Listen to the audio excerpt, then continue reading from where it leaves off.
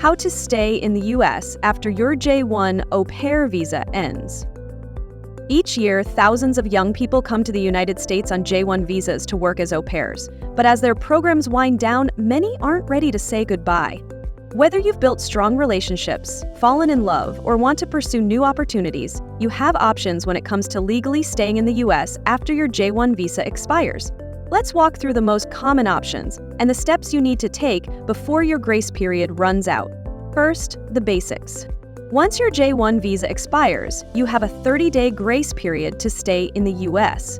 During that time, you can travel within the U.S., but you can't work, go to school, or re-enter the country if you leave. In order to avoid falling out of status and remain in the U.S. after your J-1 visa expires, you must begin the process to change your status before your program's end date, ideally 2-3 months beforehand. However, if you're subject to a J-1 2-year home residency requirement, you'll either need to return to your home country to fulfill the requirement or have it waived.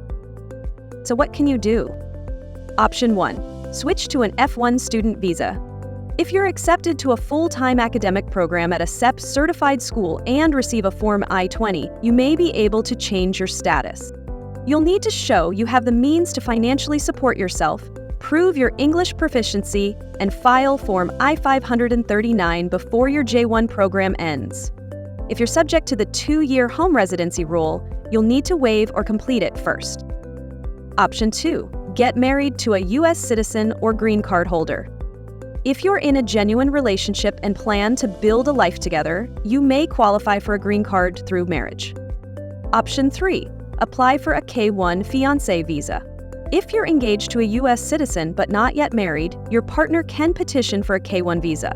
That said, you'll need to leave the U.S. to apply, attend an interview abroad, and re-enter once it's approved. After that, you'll have 90 days to get married and apply for a green card. Option 4. Explore work visas. If you've lined up a job or training opportunity, you may be eligible for a visa like the H-2B for seasonal work, H-1B for specialty occupations, H-3 for training programs, or EB-3 for skilled or unskilled workers. These typically require employer sponsorship. Other paths include vocational study on an M-1 visa, religious work on an R-1 visa, or even the diversity visa lottery if you're from an eligible country. Whatever path you choose, don't wait. Visa changes can take months, and missing a deadline can derail your plans. Visit the link in our bio to learn more about how to stay in the U.S. after your au pair program ends. If you found this information helpful, be sure to like this video and subscribe to our channel for more immigration news, tips, and insights. Thanks for watching.